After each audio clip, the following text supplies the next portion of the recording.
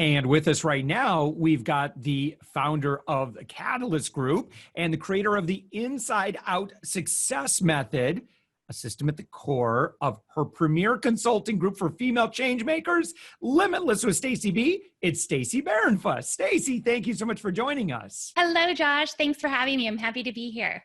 Yes, absolutely. So we were just talking before we got started about the real estate market in Idaho, and you were saying it's bonkers right now. Everyone's leaving the big cities. They're coming to nice, serene places to live, a little less crowded, people not stacked on top of each other. I think post COVID, people realizing that they want maybe a little different change of pace. Definitely. And a little more space, right? We have the big acreage properties for a good value compared to where they're coming from. So very busy.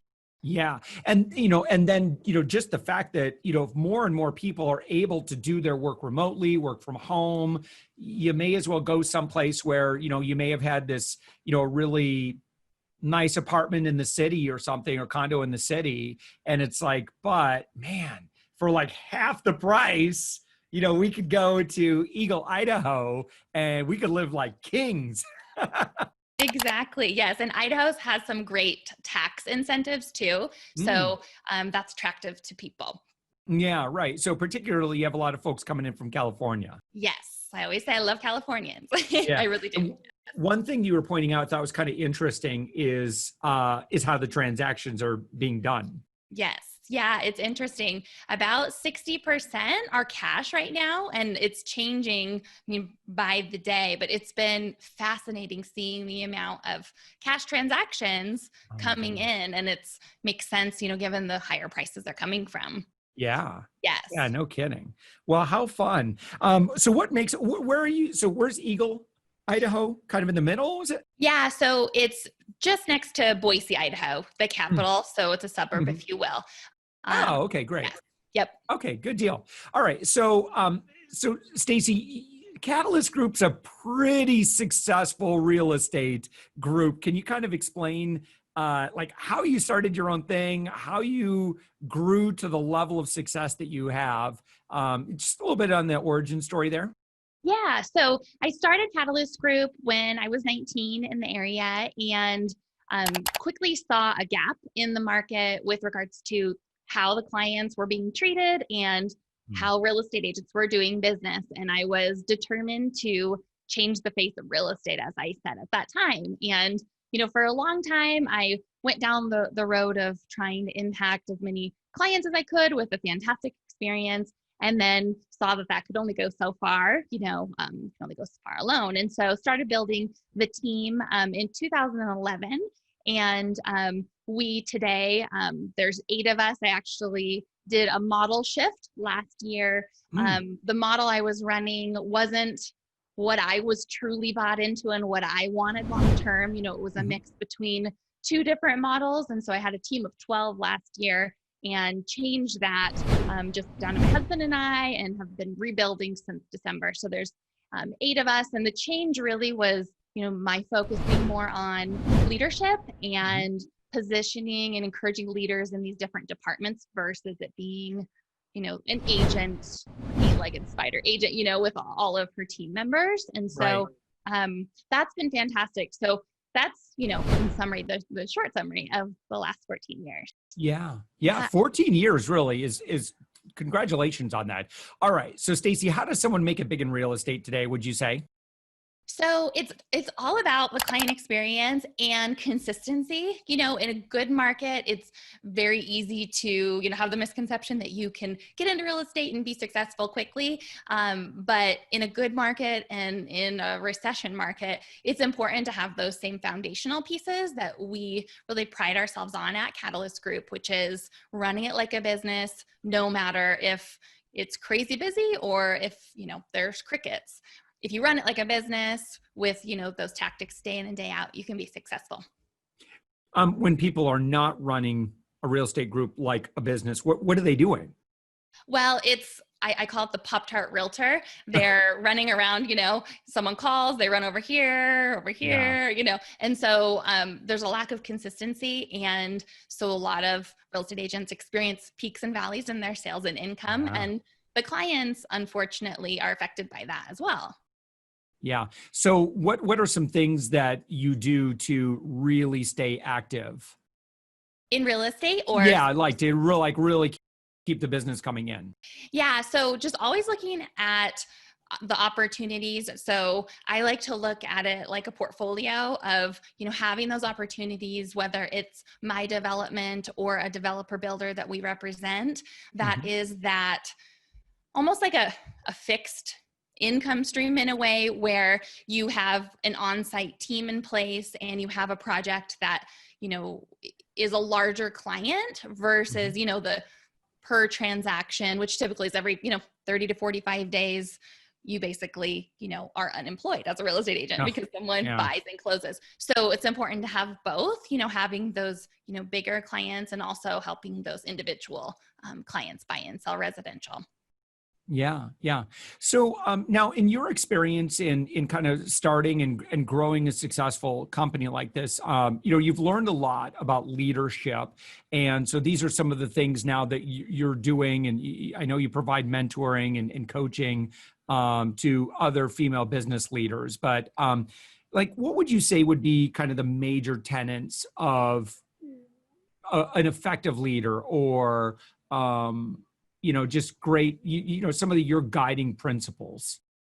Yeah, so the biggest and the first foundational one is to really understand where your focus lies and connect to who you're serving and focus on serving your team and helping them connect to their goals, because if they achieve their goals, ultimately you all achieve the larger goal together. Mhm. So that's number one is, focusing on how am I contributing to my team? Because if Mhm. you go all in and pour into them, it's a byproduct that your whole company's successful. So that's the biggest one. The other one is, and it's kind of connected to that, is keeping your focus on the others and trying to understand where they're coming from. It's Mhm. very easy to focus on ourselves and think of, how is this affecting me? How is this affecting my bottom line? And it's, if you can just shift that and look at that bigger picture, that truly makes that legendary leader that leaves that legacy I think we all want to leave as a Mhm. leader.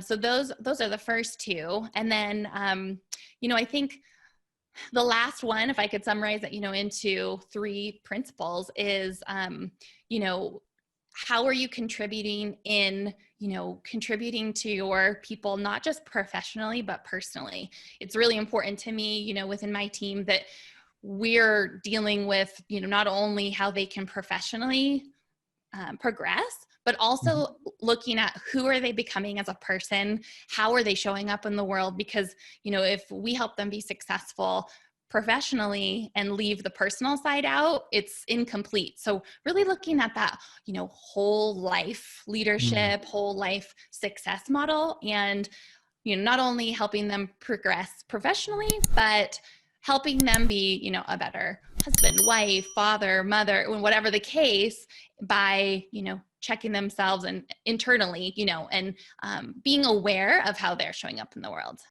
To what extent, when you're talking with your team members, do you really drill down? Like, if they're like, if you ask them like, what do you want, or where do you want to go, or what are your goals? And if they kind of just shrug and go, I don't really know. Like, what would you do in that circumstance? So I would ask them, if they did know, what would that answer be? And if they say, I don't You know, smart I would, aleck. I've used that answer before, like, especially with my kids. They're like, I don't know. I know you don't know, but if you did know, yes, exactly. what So would it be? yeah, yeah, that's It's super okay to helpful. not know, Hmm. but just take Yeah. some guesses at it. Yeah. Okay. Exactly. Yeah, just make it up. So, and that's something that I, tell them is, you are here to make an impact. You're not here to not know. So we need to figure it out. And I'm here, to come alongside you to help you, get through whatever limiting beliefs might be going on to lead you to a do not know. Right, right. And so now in your work too, tell me about Limitless with Stacy B. Yes. So the biggest thing that I found over the years is, women and men alike, we go down this path of, success and achievement and often get to that end result and feel quite empty or unfulfilled. And, along the way, it's very easy to, make up our time and just make success our priority to fulfill a void that is within us about something different. And so what I really want to do is help people not only get the success and identify what things are limiting them so that they can break through those things, but also to have that deep fulfillment that can only come from a beautiful inner state, which, comes from that awareness and just ability to identify where you're coming from. So often we're creating success from a suffering state or a stressful state or a state of, I want to prove myself or my worth to the world. I want to be significant. And what I go into is more, okay, significance is not coming from a state that's sustainable. Let's go deeper and create something from, that state of joy, happiness, whatever that long-term vision is that the person has for their life, and build it from there so that it's something that can be long-term. Yeah. So your website is limitlesswithstacyb.com. And so, obviously it's a great mission. But if someone's like, okay, I like what Stacy B's talking about here, like what are your plans? Yeah. So I have a 67-day program that will cool. be the introduction to everything that I'm teaching. It will take you through meditation, results planning, how to create your daily action schedule, the triple threat strategy that I have that I truly, give that the credit to for my success.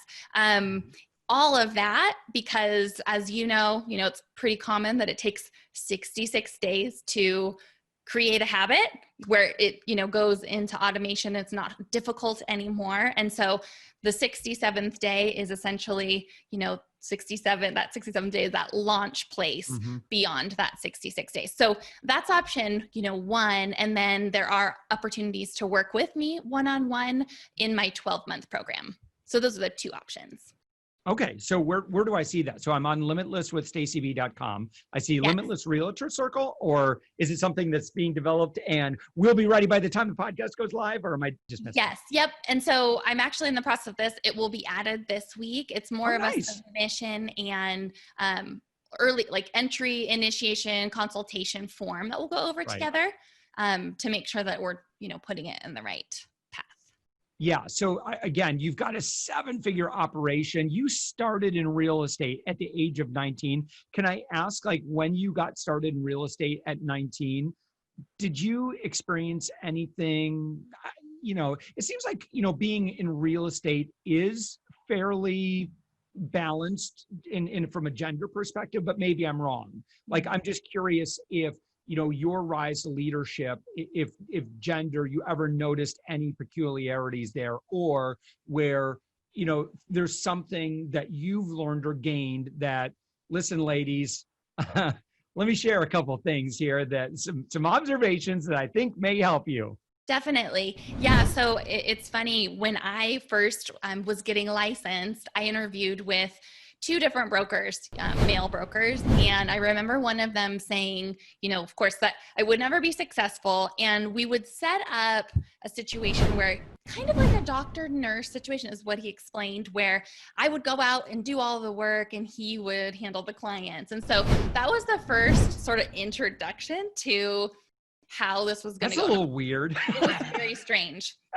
And what that did is it just showed me even more so how important it was to go out on my own and create this brand, because that is out there in every industry. But for women especially, it's definitely a male dominated industry, both in the real estate side and construction development. Oh, yeah. And the biggest thing to know for women is that there is such an amazing opportunity. I mean, a gold mine within the industry to have women step up, to have their voices heard, and to lean into the uncertainty and learn whatever needs to be learned, whether it's new construction they want to go into, the development side, or how to be a rock star agent. And the more that women can do that, the better, because there's such a creative, gentle, just soft experience that's really missing from the real estate industry. And I think women could really affect how the industry goes forward. I listen, I agree. And I can tell you that from a sales, on the sales side of things, or anyone that is looking to get your business, that more hard, old school sales technique, anybody, male or female, that is still like embracing that, I just don't think that that works anymore. And I think that most consumers have access to so much data, so many tools, so many things. They don't have to have an expert do everything for them. And in fact, I think many consumers prefer to, do their due diligence a little bit so that they feel more empowered. And so from that perspective, I don't necessarily need someone talking me into something, right? I want them to just be my ally, my guide, my trusted expert that me as the consumer can go to and say, here, help me out. Here's exactly what I need. What's your observation of kind of like the market and consumers? Yeah, it's definitely that way. And the way that we see it show up the most with our clients is, they look to us to just ask, what would we do, for our suggestions to help them make decisions, buying or selling, And so quite often what I do is explain, the situation, the numbers, and then explain, here are my recommendations. My philosophy is we provide and you decide. So we've shown you everything, and now you can make an empowered decision.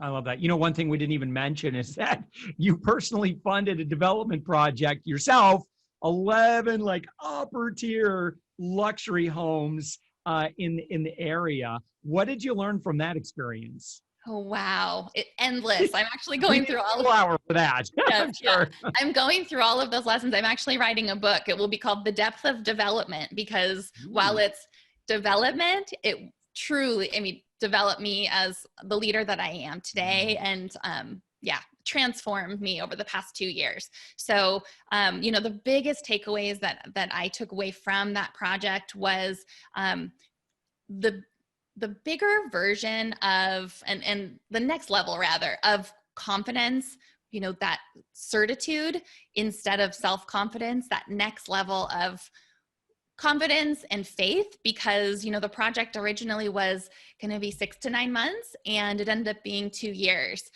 too long. And so, I'm sure. Yeah. And so it allowed me to, not only trust myself in a different way, but also what the power of vision has on our lives. Because it took so long, it was challenging for a majority of, that second year, because of the obligations, financially, and the sales attention I also needed to put towards it. And I saw that I was lacking the vision of seeing this project complete. And because I was knocked down, my focus was more, gosh, these houses aren't selling, versus my outcome I needed to focus on. So just in the midst of it, having to have a new level of strength to step into what that vision is and get it back on track. And as soon as that was done, the last 5 houses sold like hotcakes. So it was a great experience. Amazing. Limitless with StacyB.com. Who's kind of like your perfect mentee, and what's their course of action? Like, what should they do?